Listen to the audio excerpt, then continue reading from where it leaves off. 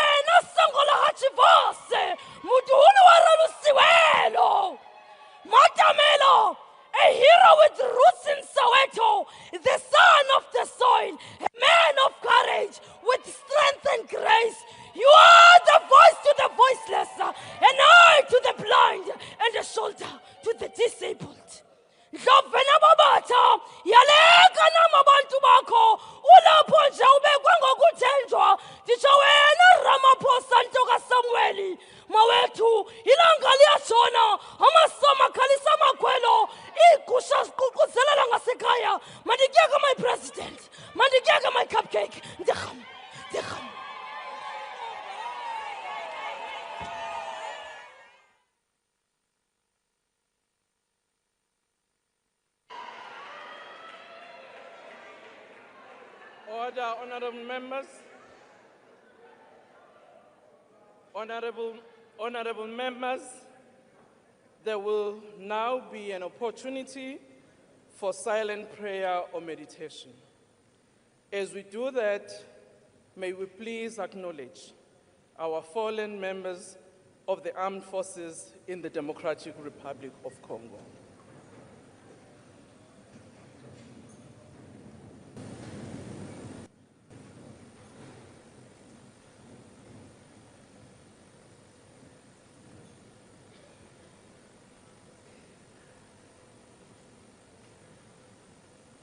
Thank you, and please be seated.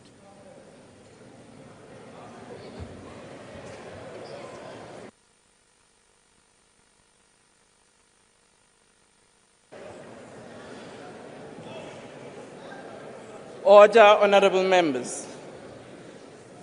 Honorable members, the President has called this joint sitting of the National Assembly and the National Council of Provinces in terms of Section 84, subsection 2D of the Constitution of the Republic of South Africa, read with Joint Rule 13, subsection 1A, to deliver his State of the Nation address to Parliament.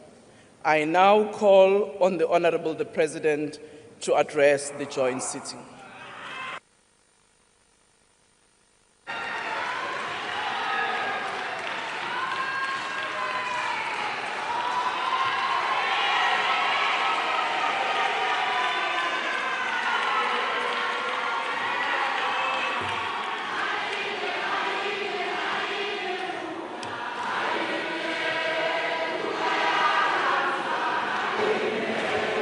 Order, honorable members. Order, honorable members, can we please take our seats? Honorable members, can we please take your seat and allow the President to address the House and the nation?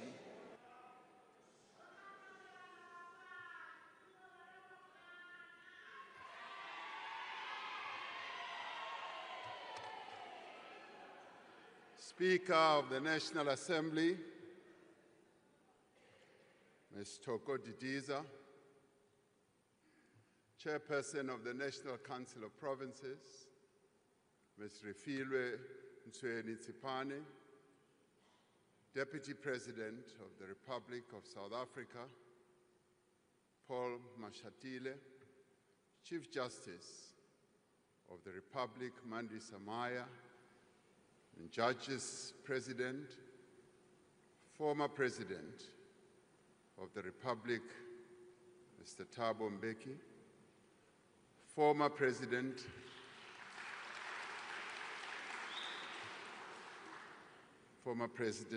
Kgalema Motlanthe, former Deputy President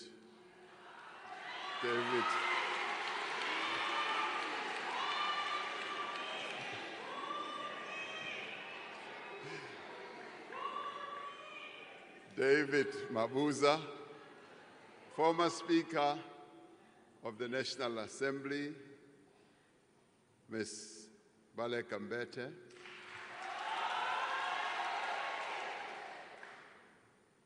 former Deputy Speaker of the National Assembly, Mr. Lichisa Tsinodi,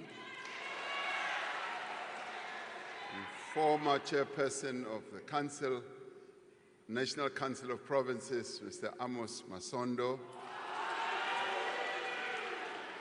Mayor of the City of Cape Town, Mr. Gordon Hill-Lewis,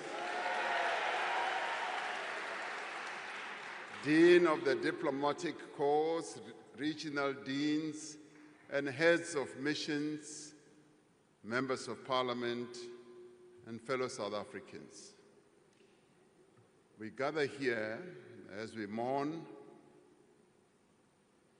the death and tragic death and devastating loss of 14 South African soldiers who were part of a mission to bring peace to the Eastern Democratic Republic of the Congo. We pay tribute and bow our heads to Staff Sergeant William Eddie Kola, Staff Sergeant Mulahlehi Ishmael Mulahlehi, Staff Sergeant Shahlane Theophilus Siepe, Corporal Matume Justice Malisa, Corporal Renae Nemabulani, Lance Bombardier Itumeleng McDonald Mureo, Lance Corporal Tseke Moffat Molapo, Lance Corporal Metsi Stensley Raswiswi, Rifleman Sibatane Richard Chokwe, Rifleman Derek Maluleke, Rifleman Sidiso Andris Mabele, Rifleman Calvin Louis Moahi, Rifleman Moketi Joseph Mobe, Private Peter Jacobus Strado. Speaker, I thank you for getting us to honor these fallen heroes. I have directed that a national flag be flown at half-mast in honor of these fallen heroes for a week starting from tomorrow morning. Alongside soldiers from other southern African countries, they lost their lives in defense of the fundamental right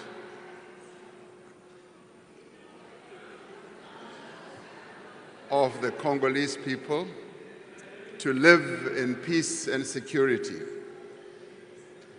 They lost their lives not in the pursuit of resources or territory or power. They lost their lives so that the guns on our continent may be forever silenced. So we salute them. My fellow South Africans, this State of the Nation address is taking place as we celebrate 70 years since the adoption of the Freedom Charter at the Congress of the People in Kliptown in 1955. The Freedom Charter is the cornerstone of our democratic constitution. It sets out a vision of a united, non-racial, non-sexist, democratic and prosperous South Africa. It also sets out a vision of a country in which government is founded on the will of the people of South Africa, where the land is shared among those who work it, where the people share in the country's wealth and in all that the country produces and are all equal before the law. It is this vision that continues to guide us as we work to build the nation that we all want. It is the spirit of the Congress of the People that inspires us as we prepare for a national dialogue in which South Africans are once again called upon to chart a new path for our country. We must chart this path in a world that is rapidly changing. It is a world of both interdependence and competition, of cooperation and conflict. It is a multipolar world in which new countries are emerging to play a greater role in global affairs. We are seeing intensifying competition over issues such as trade, technology, and influence in global institutions. There are global fundamental shifts underway that affect every aspect of human life, from the growing impact of climate change to rapid advances in artificial intelligence, geopolitical tensions, and violent conflicts. In the face of these challenges, we are witnessing the rise of nationalism, protectionism, the pursuit of narrow interests, and the decline of common cause. This is the world that we, as South Africa, a developing economy, must now navigate. But we are not daunted to navigate our path through this world that constantly changes. We will not be deterred. We are, as South Africans, a resilient people, and we will not be bullied.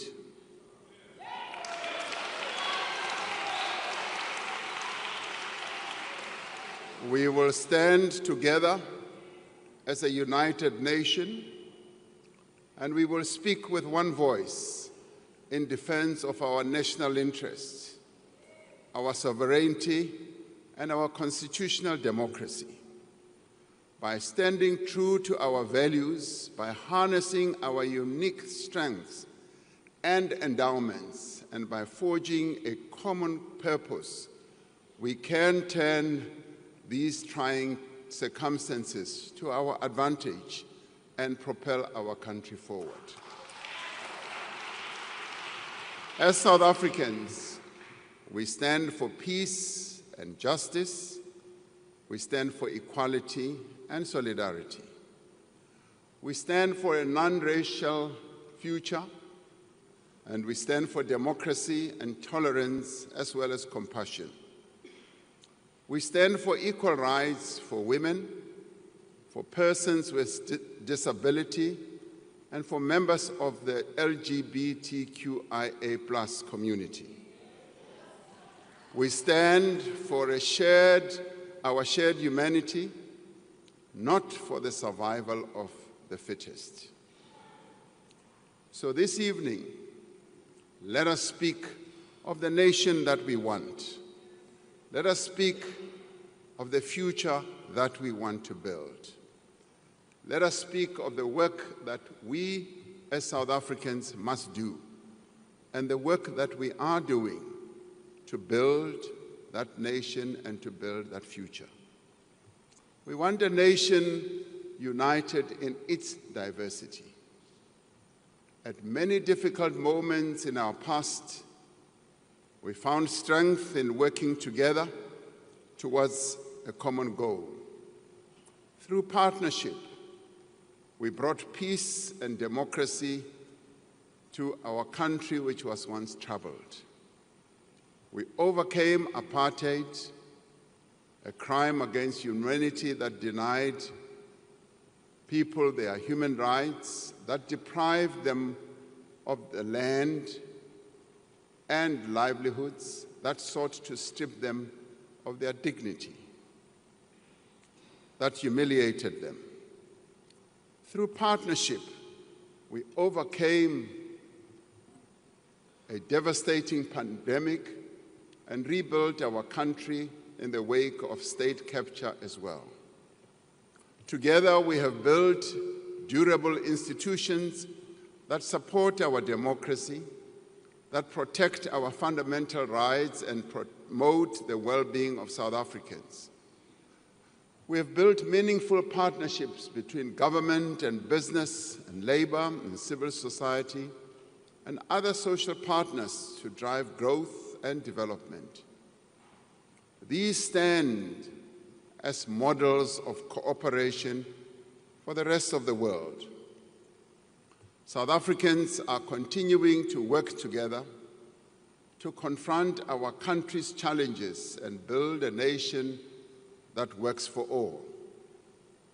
Guided by the wishes of the people as expressed in last year's elections, we have formed a government of national unity to give expression to our culture of cooperation. As political parties, we have set aside our differences and agreed to work together for the good of all South Africans. In the last week, we have adopted the Medium-Term Development Plan, which sets out a clear and ambitious program for the next 5 years. The actions contained in the Medium-Term Development Plan will advance our 3 strategic priorities. Firstly, to drive inclusive growth and job creation. Secondly, to reduce poverty and tackle the high cost of living. And thirdly, to build a capable, ethical, and developmental state. Our most urgent task is to grow our economy so that we can create jobs, reduce poverty, and improve the lives of South Africans. To undertake this task, we need a government that works for the people. We need a state that is capable, competent, underpinned by a professional public service. South Africans want a state that treats all people with dignity, humility, and respect. A state with leaders who are prepared to serve our people with complete dedication, and public servants who are ethical, skilled, and properly qualified. To achieve these objectives, we are strengthening the role of the Public Service Commission in the appointment of key people who direct the affairs of our state, such as Directors General, Deputy Directors General, Chief Executive Officers of SOEs and board members and other senior positions. We will introduce a graduate recruitment scheme so that we may attract the best and the brightest in the public service. A capable state must start where our people live and work. In many cities and towns across our country, roads are not maintained. Water and electricity supply is often disrupted. Refuse is not collected, and sewage runs in the streets. In part, this has happened because many municipalities lack the technical skills and resources required to meet our people's needs. Many municipalities have not reinvested the revenue they earn or collect from these services into the upkeep of infrastructure. Starting this year, we will work with our municipalities to establish professionally managed ring-fenced utilities for water and electricity services to ensure that there is adequate investment and maintenance. Many of the challenges in municipalities also arise from the design of our local government system. We will therefore undertake extensive consultation to develop an updated white paper on local government to outline a modern and fit-for-purpose local government system. We will also review the funding model for municipalities. We will do so because many of our municipalities truly do not have a viable and sustainable revenue base. We will work with traditional leaders in the implementation of local development programs. We will also seek to work with our traditional leaders in ensuring that they continue their own work as we give them the recognition as the natural and indigenous leaders of our people. We will expand our support to municipalities that require assistance, drawing on the lessons of the Presidential eThekwini Working Group. We are seeing great progress in eThekwini as we implement the district development model, which enables all key role players, as in government, business, labor, and community-based organizations, to work together. As we work to reform the public service and build the capability of the state, we will harness technology to transform the way government works. We will invest in digital public infrastructure to give South Africans access to government services anytime, anywhere, through a relaunched government gov.za platform. At the heart of this transformation will be the implementation of a digital identity system. Now, these measures will in the end transform the relationship between citizens and government and create one government that is accessible to every person at a touch. We want a nation with a thriving economy, an economy that benefits all.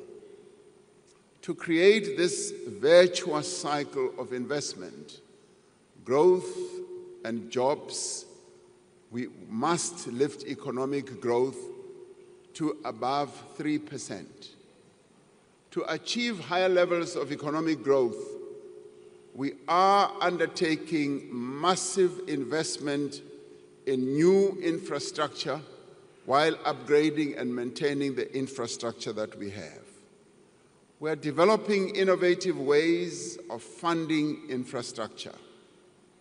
We are engaging local and international finance institutions and investors to unlock 100 billion rand in infrastructure financing. A project preparation bid window has been launched to fast-track investment readiness. This includes revised regulations for public-private partnerships, which will unlock private sector expertise and funds. And government will spend more than 940 billion rand on infrastructure over the next 3 years. Now, this includes 375 billion rand in spending by state-owned enterprises. This funding will revitalize our roads, and bridges. It will build dams and waterways. It will modernize our ports and airports and also power our economy. Through the infrastructure fund that we launched some time ago, 12 blended finance projects worth nearly 38 billion rand have been approved in the last year. These are projects in water and sanitation, student accommodation, transport, health, and energy as well. Construction of the M10 bridge in the Eastern Cape, the construction continues. This bridge will rise above the river between Port Edward and Lusikisiki and will become the tallest bridge in Africa.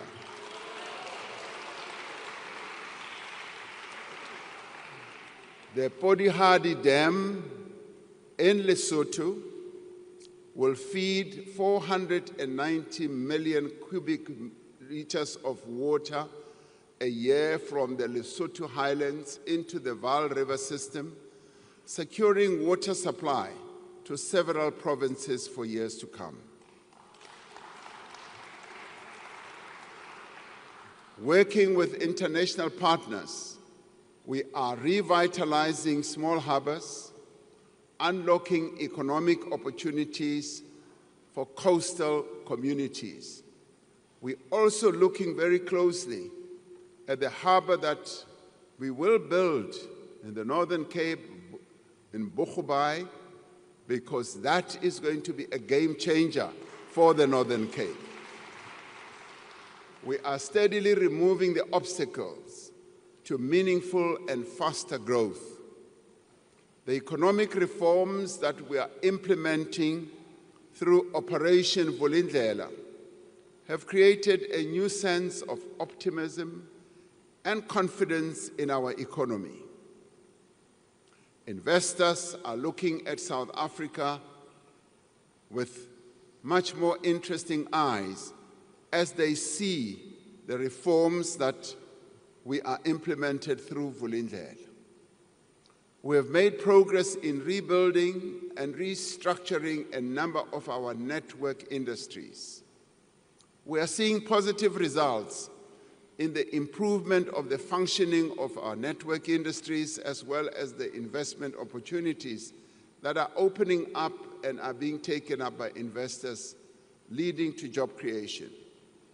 Working together with business, labor, and other social partners, we must now finish the work that we started. Over the coming year, we will initiate a second wave of reform to unleash more rapid and inclusive growth. Our immediate focus is to enable Eskom, Transnet, and other state-owned enterprises that are vital to our economy to function optimally. We are repositioning these entities to provide world-class infrastructure while enabling competition in operations, whether in electricity generation, freight, rail, or port terminals.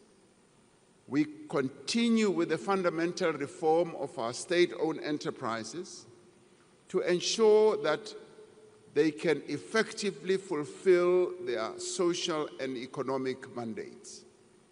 Now, this includes the work underway to put in place a new model to strengthen governance and oversight of our public entities. We will ensure public ownership of strategic infrastructure for public benefit while finding innovative ways to attract private investment, to improve services, and to ensure public revenue can be focused on the provision of public services. We are in the process of establishing a dedicated SOE reform unit to coordinate this work. The measures we have implemented through the Energy Action Plan have reduced the severity and frequency of load shedding, with more than 300 days without load shedding since March 2024. Now, while the return of load shedding for 2 days last week was a reminder that our energy supply is still constrained, we remain on a very positive trajectory, whether people like it or not. We now need to put the risk of load shedding behind us once and for all. And the Minister of Electricity will speak about it in about 2 weeks or so when he presents to Parliament. We need to put that once and for all behind us by completing the reform of our energy system to ensure long-term energy security. The Electricity Regulation Amendment Act, which came into effect on the 1st of January, marks the beginning of a new era in our energy architecture. This year, we will put in place the building blocks of a competitive electricity market. Over time, this will allow multiple electricity generation entities to emerge and to compete. We will mobilize private sector investment in our transmission network to connect more renewable energy to the grid. The Minister will tell us that we still need to install 14,000 kilometers of transmission lines. We therefore need to mobilize finance from a number of sources to enable this to happen. As we reform our energy system, we are continuing to build successful multilateral partnerships in the global effort to halt the devastating impact of climate change. Our just energy transition is gaining momentum. Over $13 billion have been pledged by the international community, and significant private capital is being invested locally. We are determined to meet our carbon reduction commitments and will do so at a pace and at a scale that our country can afford. We are revitalizing our port terminals and rail corridors through the Freight Logistics Roadmap, which was adopted by Cabinet, leveraging private capital to restore our logistics infrastructure to world-class standards. Transnet's performance has stabilized and is steadily improving. We released a network statement in December last year, which for the first time will enable private rail operators to access the freight rail system that will continue to be owned by the state. Open access to the rail network will allow train operation companies to increase the volume of goods transported by rail while our network infrastructure remains state-owned. This will ensure that South African minerals, the vehicles that we manufacture, our agricultural produce reach international markets, securing jobs and earning much-needed revenue for our fiscus. New cranes and other port equipment are being commissioned to speed up the loading and unloading of cargo and reduce waiting times for ships in our various ports.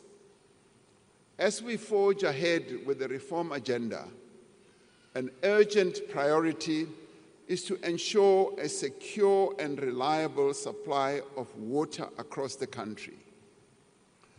Many people in our cities, towns, and villages are experiencing more and more frequent water shortages as a result of failing water infrastructure.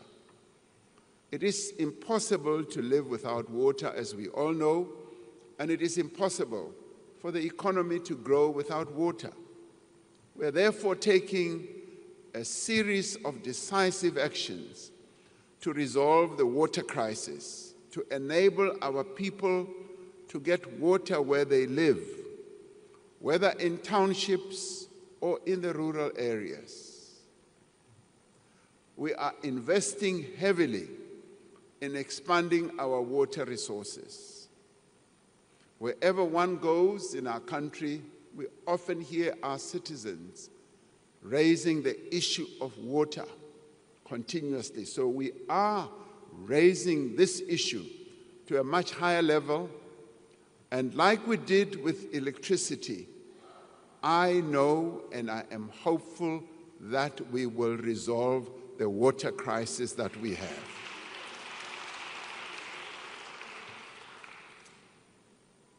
Loko famba uya atindaweni to tala u kuma ku ri vakhegulu va rila hi yona mhaka leyi ya mati. Va ku byela ku ri hi hava mati, hi lava ku ri hulumeni a hi tisela mati, hi ta swi endla swaleswo. Hi lava ku ri mi tiva kahle laha mi nga tshama kona ku ri mati a ta va kona, hi ta wa tisa mi wa kuma. To date, the Infrastructure Fund has secured 23 billion rand for 7 large water infrastructure projects. We have ended delays in major water infrastructure projects like Phase 2 of the Lesotho Highlands Water Project and the Umkomazi Dam. Work is underway to prepare for construction of the Ntabelanga Dam on the Umzimvubu River to supply additional water for domestic use as well as for irrigation in the Eastern Cape. Within the next year, we will complete the establishment of the National Water Resource Infrastructure Agency to unlock much greater investment in water projects. Through the Water Services Amendment Bill, we will introduce a licensing system for water service providers and remove licenses where providers do not meet the standards for quality drinking water. As part of our reform agenda, we will ensure that our focus on water is intensive and it speeds up. As we move ahead with our reform processes, we will continue to enhance our visa system to make it easier for skilled people to invest in our country and to grow tourism. This year, we will launch the electronic travel authorization system to enable a secure, fully digital visa application process. Now, this system will use artificial intelligence and automation to reduce the scope of corruption and enable rapid turnaround times for tourist visas. We have cleared over 90% of the backlog of more than 300,000 visa applications.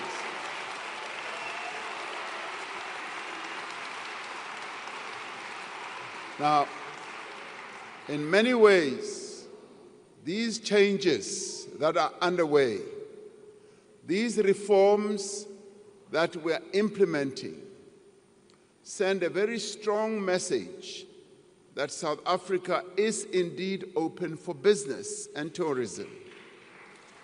As we open for tourism, the Chinese market, the Indian market, the market in the Middle East, the market in Europe and all over are waiting to come as tourists to our country.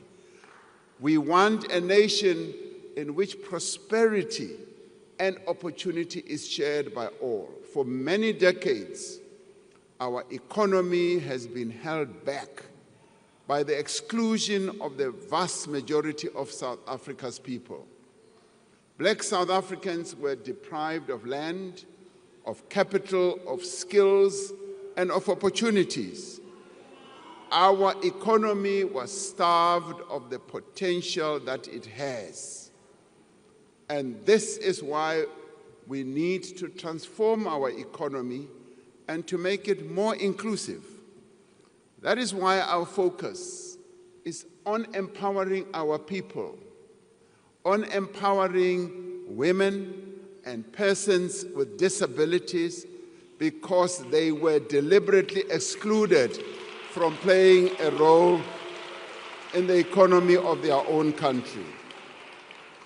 And we will set up a transformation fund worth 20 billion rand a year over the next 5 years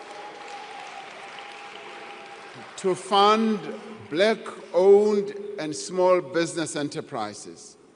We will fast-track the regulations of the Public Procurement Act to ensure that businesses that are owned by women, by young people, and persons with disabilities receive equitable opportunities in government contracts. And we have started and will continue to train women entrepreneurs to enable them to compete for government tenders. In November last year, we launched the National Skills Fund Disabilities Program. In its first phase, this transformative initiative will empower over 10,000 persons with disabilities through tailoring training for them and through ensuring that they get stipends and specialized tools. This part of the work we must undertake as business, as government and labor and civil society to enable people with disabilities to play an important role in the economy of our country. For far too long, they've been relegated to the back rooms of everything. Through these programs, we are not only righting a grave historical wrong, we are unleashing the potential of our economy for sustained growth. We want a nation where there is work for all, where every person can earn a decent living and realize their potential, where the rights of workers are protected and working conditions are improved, where women and men receive equal pay for work of equal value. We need to ensure that growth creates jobs for all, and especially for young people. The success of the presidential employment stimulus shows how public employment programs can create meaningful work that generates a wider benefit and contributes to sustainable employment.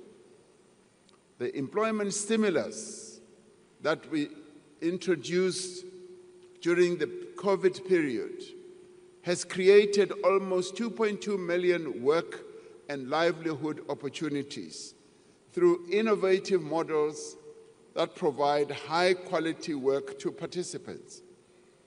The Social Employment Fund has created over 80,000 jobs this year.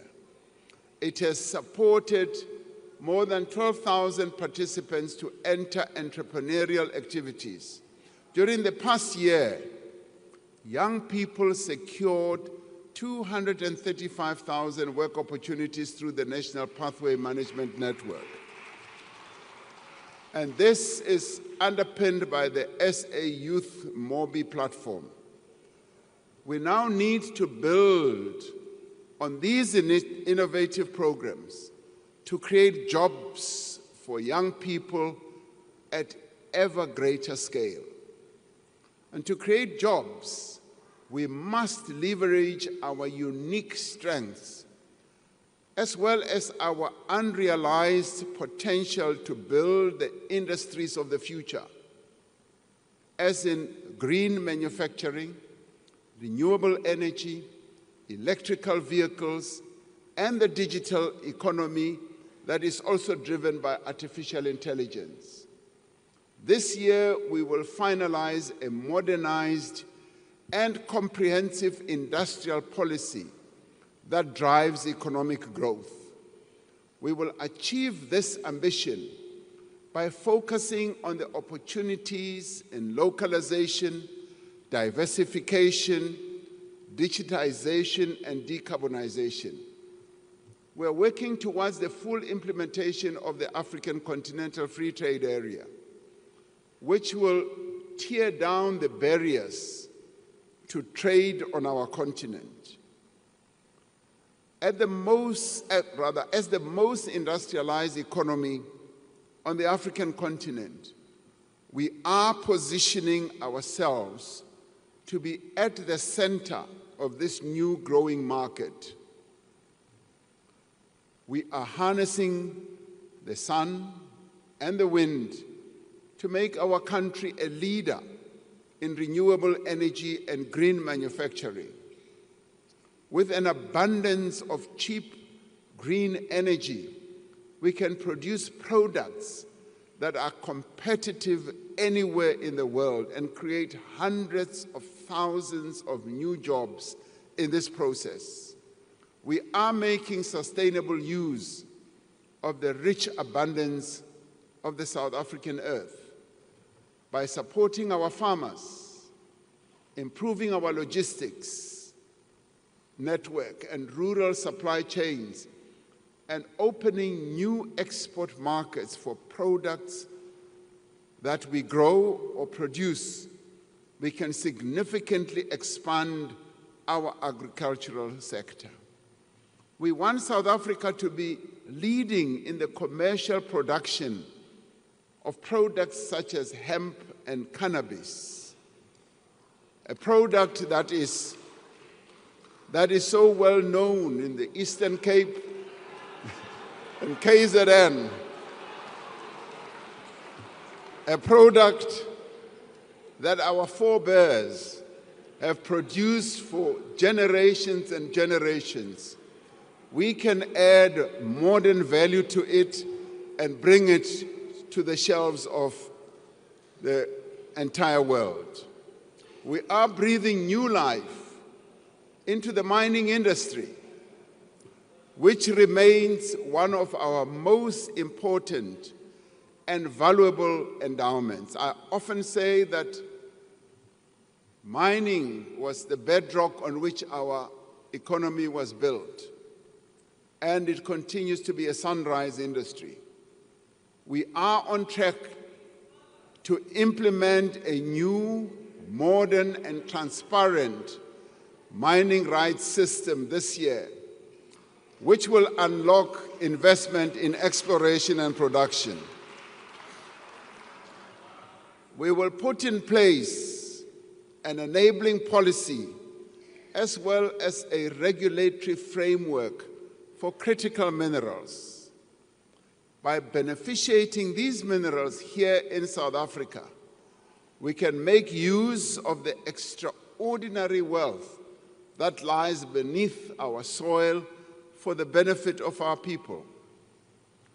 Even more valuable than our natural resources are the diversity, the energy, and the talent of the people of this country.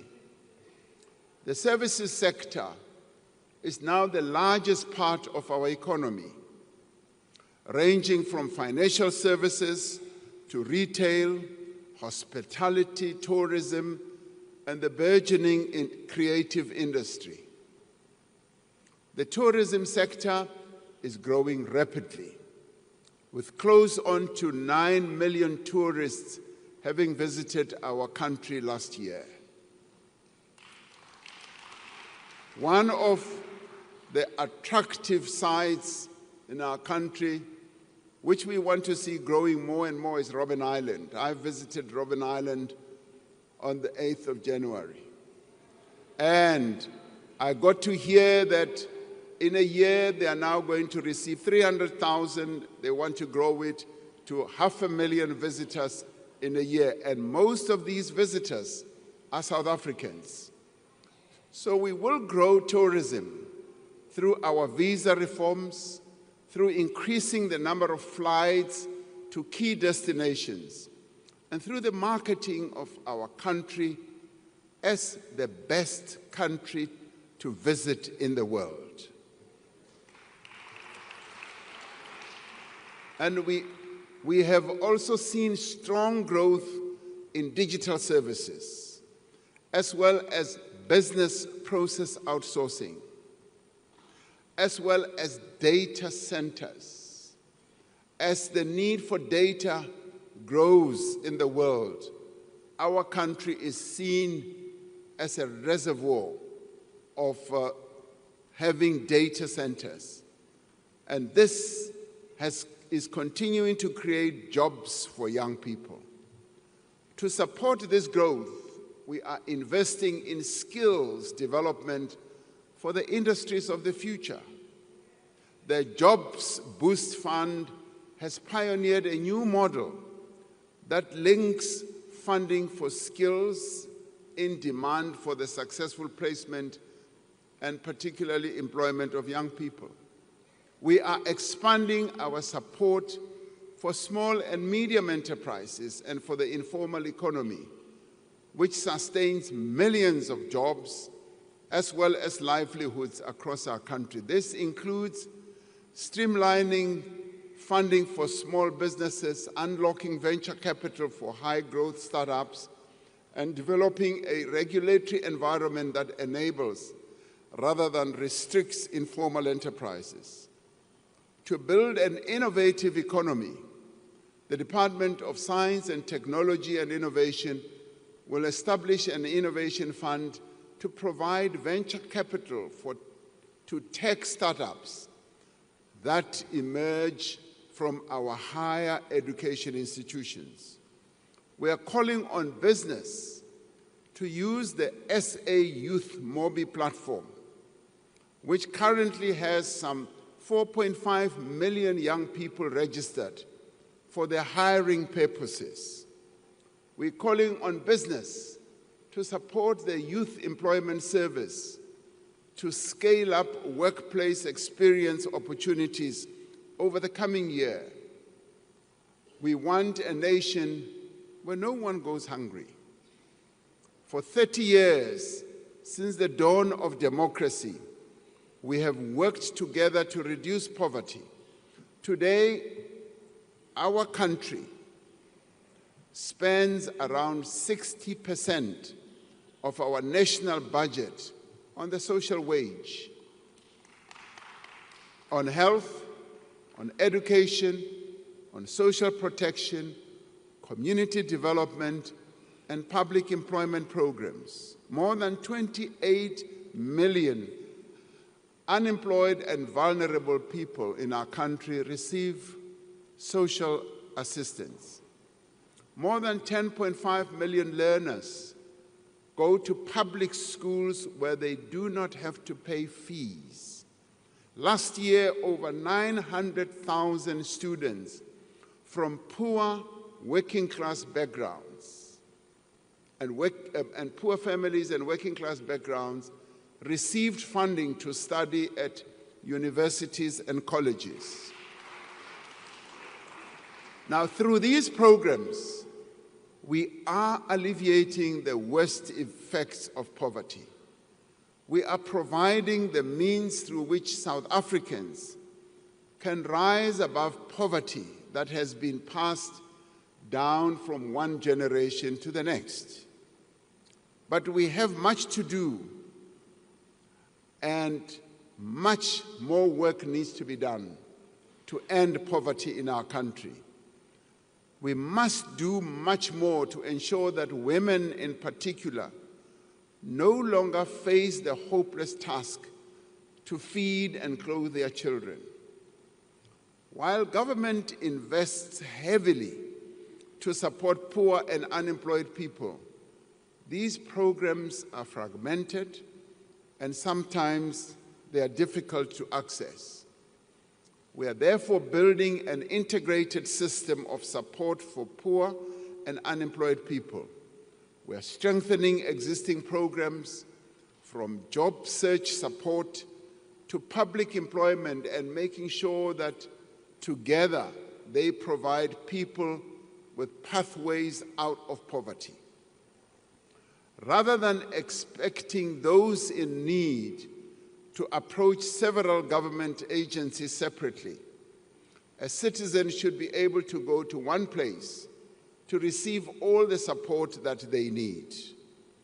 To protect the gains that we have made since 1994 in advancing children's rights, we will adopt the National Strategy to Accelerate Action for Children, which focuses on 10 key priorities, including poverty reduction, child protection, and addressing malnutrition.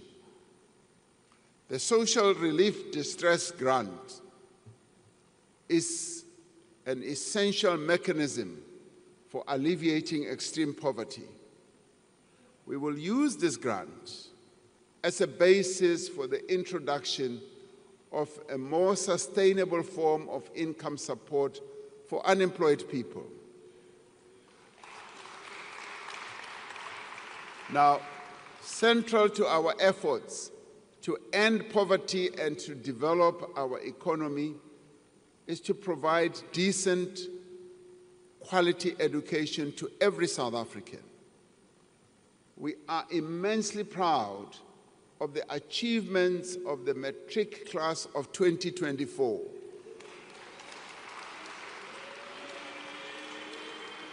It's a class which achieved the highest pass rate in our country's history. Now, 87% of learners who sat for their matric exams passed. For the first time in the history of our country, nearly half of these learners achieved bachelor pass. Nothing can diminish, frankly, nothing can diminish our pride in the hard work of these learners and the steady support of their teachers, parents, and broader community. And let us give them a big round of applause.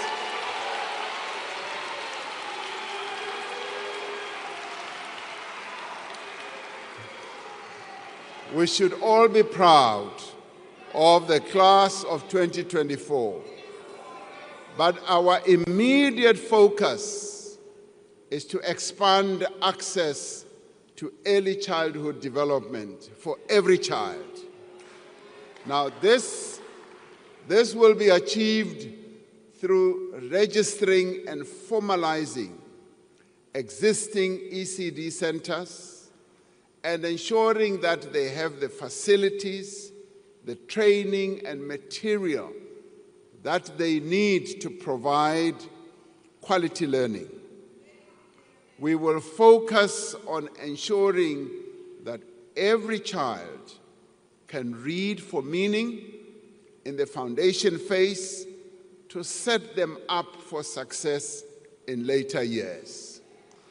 To achieve this, we are implementing mother tongue-based bilingual education. We do this to improve literacy and numeracy, and rolling out lessons plans, reading books, and other interventions that have been proven to work. The Funza Lushaka bursary scheme will continue to prioritize students who want to pursue a teaching career in the foundation phase. Last year, we signed the Basic Education Laws Amendment Act, which was passed by this Parliament.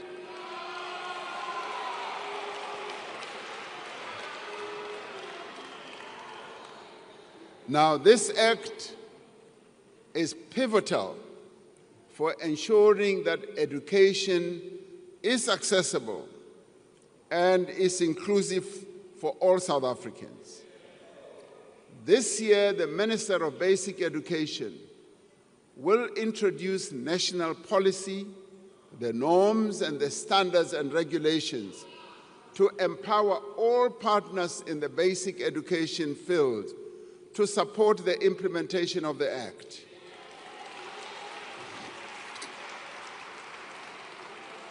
Now, to ensure that the economy has the skills that it needs, we are increasing the production of artisans through TVET colleges. Now, this is part of the shift we are undertaking towards education and skills development that combines formal learning with job training. Now, drawing on the models that have proven to be so successful in other countries, we're calling on the private sector to offer young people experiential learning opportunities while they undertake their studies. We are implementing phase 1 of the comprehensive student funding model for higher education to address the needs of the missing middle. This will support approximately 10,000 students in the first year. We want a nation in which there is quality health care for all. This year, we will proceed with the preparatory work for the establishment of the National Health Insurance. Now, this includes developing the first phase of a single electronic health record system, the preparatory work to establish the ministerial advisory committees on the health technologies and healthcare benefits, and an accreditation framework for health service providers. The NHI will reduce inequalities in healthcare by ensuring that everyone gets fair medical treatment. Now, the NHI will save many lives by providing a package of services that include, for example, even more especially, maternal and newborn care and services also for people living with HIV, those with TB, and those suffering from non-communicable diseases such as heart disease, cancer, and diabetes. Our most immediate priority is to strengthen the health system and improve the quality of care. A vital part of this is the modernization, the improvement, and the maintenance of existing health facilities and the construction of new hospitals and clinics. A number of hospitals are under construction or are undergoing revitalization. Now, these include the Limpopo Central Hospital, the Siloam District Hospital in Limpopo, the Tlhabeng Regional Hospital in the Free State, the Bambisana District Hospital, Zitulele District Hospital in the Eastern Cape, and the Buphelong Psychiatric Hospital in Northwest. Now, our projects, rather other projects, are at various stages of design and development. Now, this includes the replacement of 3 existing new central hospitals, 5 new district hospitals, 5 community health centers, and a new psychiatric hospital. To improve patient experience, we are putting more emphasis on reducing waiting times, cleanliness, and staff attitudes in the public health facilities. We are encouraged by the great progress the country has made towards ending HIV and AIDS as a public health threat. By the end of March 2024, 96% of people living with HIV knew their status. 79% of these were on antiretroviral treatment, and 94% of these were on treatment with virally suppressed conditions.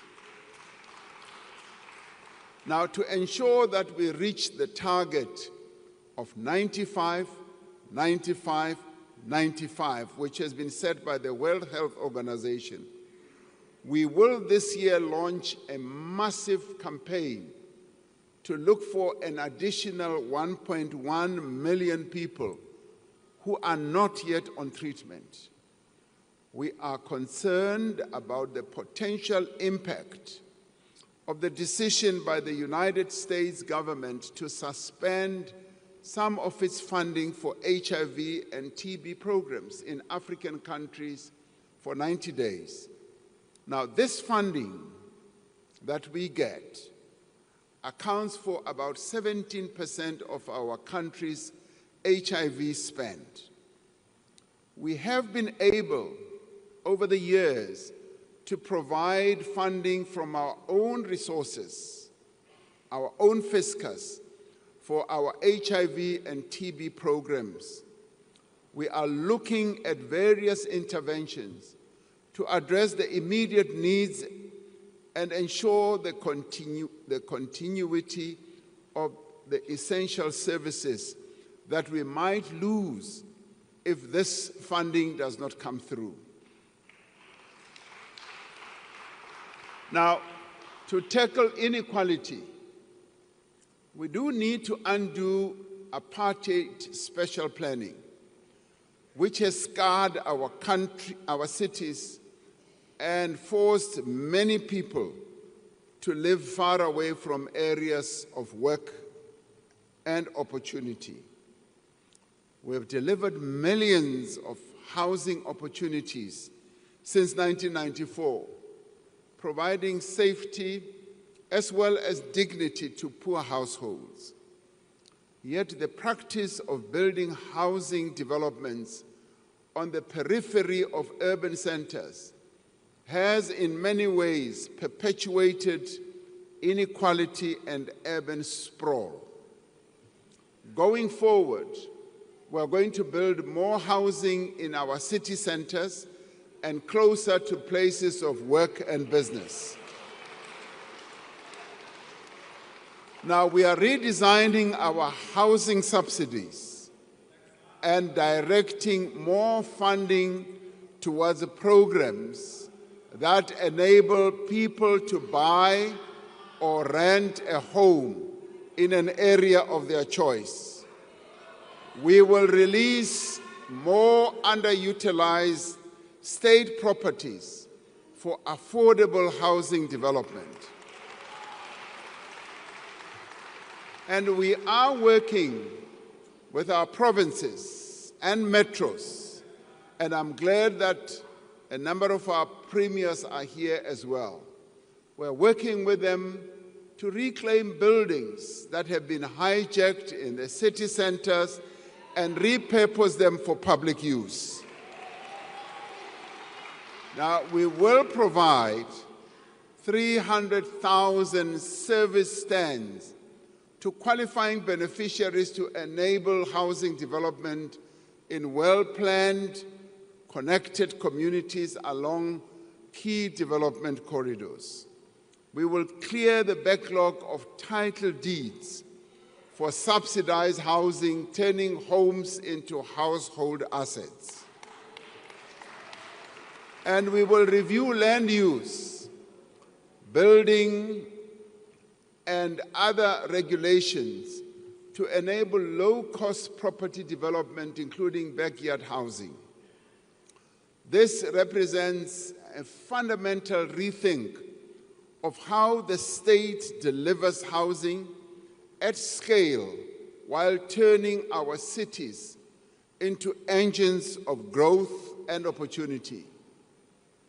In making our cities work for their residents, we will restore the remaining passenger rail corridors and stations to full service. More than 80% of passenger rail corridors have been returned to service. Now, PRASA has introduced over 200 modern, locally produced trains on its network to provide a low-cost option for public transport. Over the next 5 years, we will restore PRASA's signaling system so that we can put all our new trains to work and commuters can be assured that they can reach work safely, affordably, and on time. Now, we also want a nation in which everyone is safe. The police continue to work with other law enforcement agencies to dismantle organized crime syndicates and combat financial and violent crimes. The South African police has partnered with the metropolitan municipalities and continues to work with communities to fight crime in the priority provinces where crime is particularly high. Now, we are intensifying Operation Shanela. Shanela has been successful in arresting suspects, recovering firearms, and seizing stolen vehicles. And we must continue to tackle the scourge of gun violence that has continued to plague our society for decades. I have asked the Minister and the National Commissioner of Police to prioritize reducing gun-related crime and violence. Now, this includes preventing the diversion of firearms into the illicit market and recovering illegal firearms in circulation. We know from international evidence and our own experience that this is the most effective way to reduce overall violent crime. The detective service, which is crucial to solving cases, will expand by 4,000 personnel through the internal recruitment processes. And we are working on adopting surveillance, analytics, and smart policing solutions for modern law enforcement. We have seen the value of technology in fighting crime, and a number of countries that have opted to utilizing technology have made great progress. And by utilizing artificial intelligence in its fraud risk detection and verification work, SARS has prevented the leakage of over 95 billion rand in impermissible refunds. It has recovered 20 billion in revenue and dismantled an illicit tobacco and gold scheme.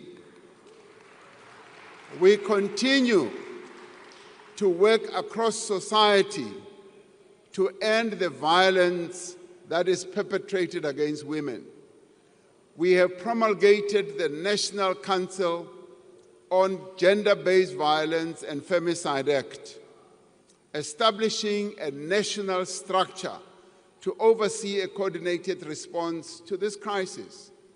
We will ensure that the Council is fully functional and properly resourced. We continue to strengthen support to victims of gender-based violence. There are now 65 Thuthuzela centers across the country. Out of the 52 districts in our country, 44 have gender-based violence shelters. All police stations in the country now have victim-friendly services. And another 16 sexual offenses courts will be established in the next financial year. Now, we want a nation that deals with corruption. Last year, we established the Investigating Directorate Against Corruption as a permanent entity of the NPA dedicated to investigating and prosecuting high-level corruption. We will ensure that the Directorate is fully resourced and have access to information that it needs to prosecute state capture cases and hold those responsible to account.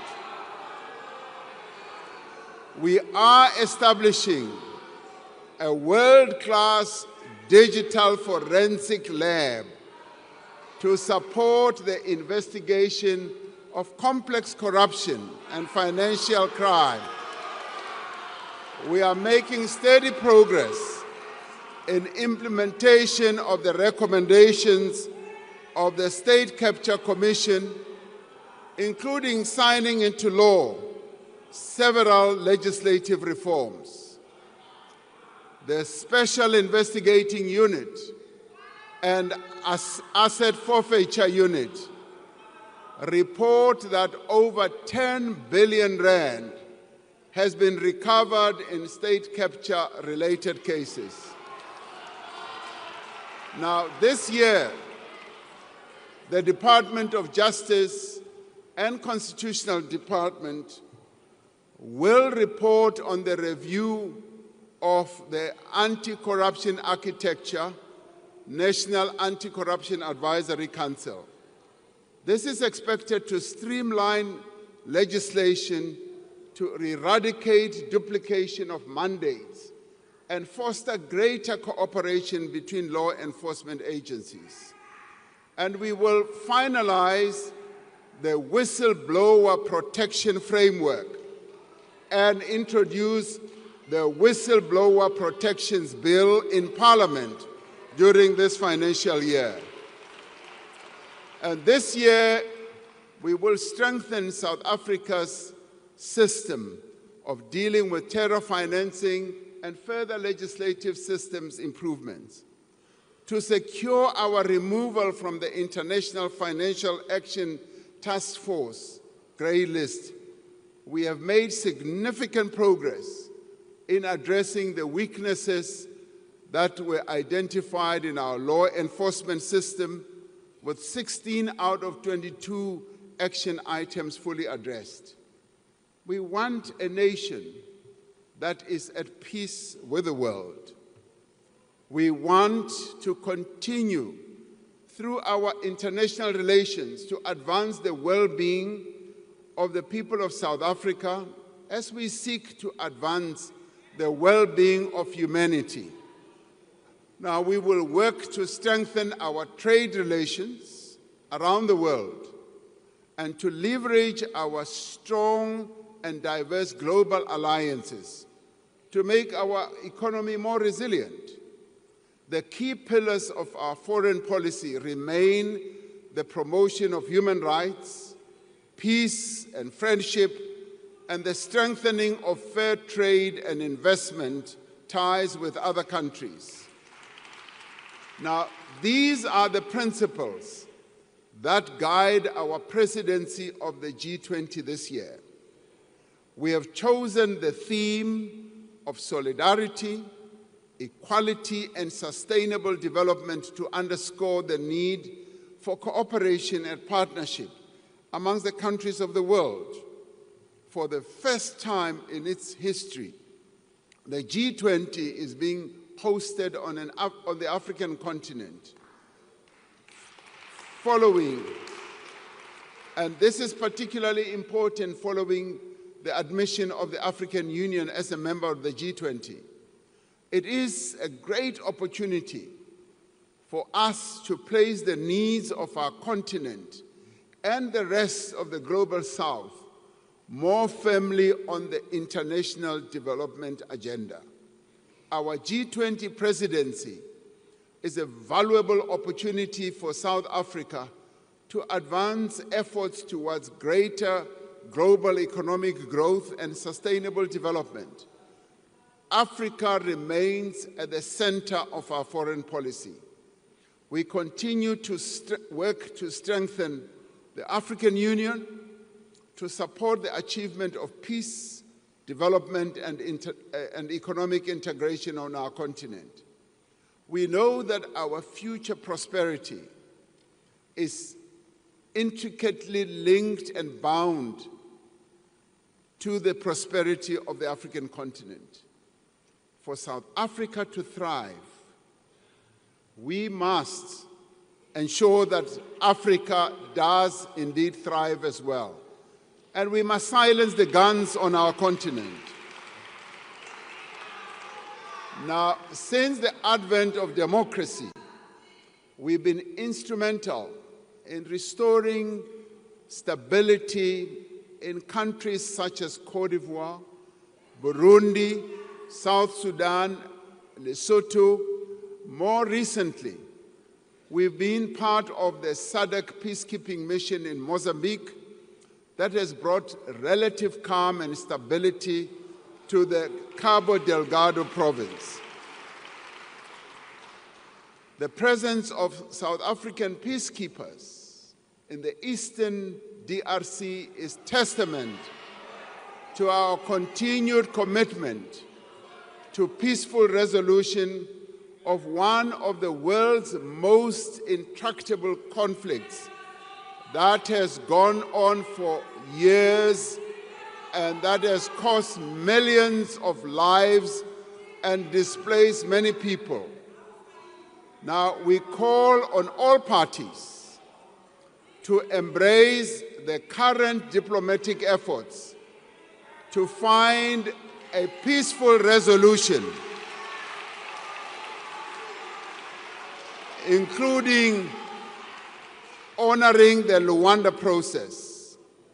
We will attend the joint summit between SADC and the East African Community scheduled to take place in Tanzania this weekend, where we will reiterate our call for a ceasefire and a resumption of talks to find a just and enduring solution, and we will make sure that our boys, our soldiers do come back home. We have always believed that the freedom that we won and the international solidarity from which we benefited does impose a duty on us to support the struggles of those who continue to experience colonialism and oppression. South Africa continues to stand in solidarity with the people of Palestine, who have endured decades of illegal occupation and are now experiencing indescribable suffering. And South Africa has acted in accordance with its obligations under the Genocide Convention by instituting proceedings against Israel in the International Court of Justice. We are fully committed to the articles of the United Nations, including the principles that all members should settle their international disputes by peaceful means. We support the principle of respect of the territorial integrity and sovereignty of all states and peoples. We continue to participate in the different peace processes seeking to bring about a just and lasting peace in Ukraine. South African delegations have been instrumental in developing a framework for negotiations towards a just peace in Ukraine based on the UN Charter and international law. Our country continues to advance its agenda of cooperation and multilateralism through its membership of the United Nations, the African Union, the Non-Aligned Movement, BRICS, and a number of other international bodies. As humanity confronts unprecedented challenges, we are determined that a reformed and representative United Nations must be at the center of global affairs, and we will continue to push for progress on the reform of the UN Security Council to be a more inclusive, more effective body that is able to ensure peace and security. And we will work to ensure that the needs of the people of the world are advanced. And the work that we do and what we stand for does need to be explained to many key players, especially to our trading partners and the many countries and leaders that we interact with on the global stage. And with a view of explaining the positions that we have taken, and in particular, the objectives that we wish to achieve during our presidency of the G20, I have decided to send a delegation of government and other leaders to various capitals on our continent across the world. This delegation will interact with various key players on a variety of matters that affect South Africa's interests. I will direct that they leave as soon as possible to interact with various key players on our continent and in the world, so that our presidency of the G20 objectives can be well explained. All these things that we speak of are possible. As South Africans, we know the power of cooperation, of what is possible when people of different backgrounds, different races, cultures, languages, and ethnic groups and religions come together behind a shared objective. The formation of the Government of National Unity provides us with an opportunity to show once again that we can achieve what we can achieve by working together. And I call on all South Africans, united in our diversity, to come together in the national dialogue that we are going to have to define a vision for our country for the next 30 years. The national dialogue must be a place where everyone has a voice. It must be a place to find solutions that make a real difference in people's lives. The dialogue must reaffirm that each and every one of us has a role to play in building the nation that we want.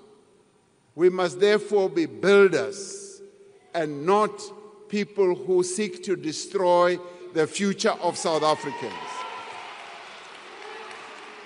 While we may differ on many issues, we agree on one thing, that we need to build a better South Africa and improve the well-being of our people, and that we should do so not by sitting on the sidelines and shouting.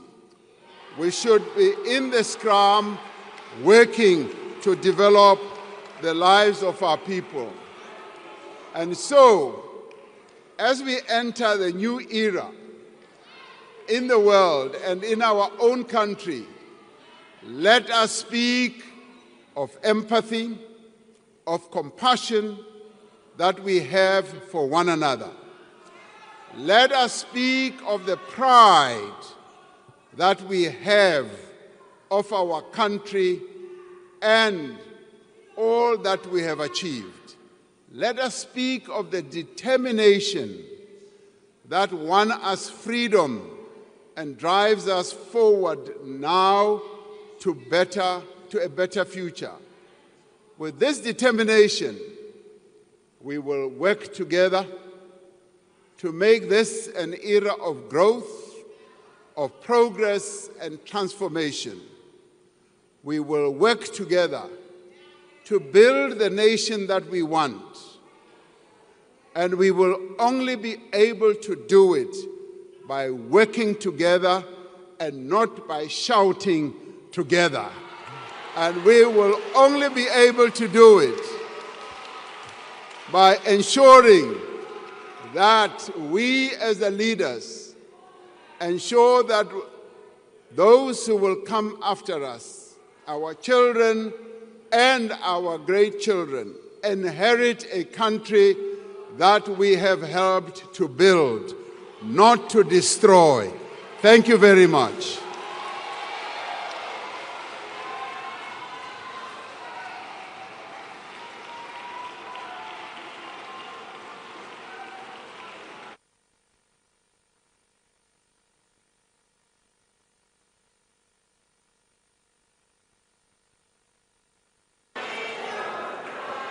Order, honorable members, order. Order, honorable members. I thank the Honorable, the President. Order, honorable members.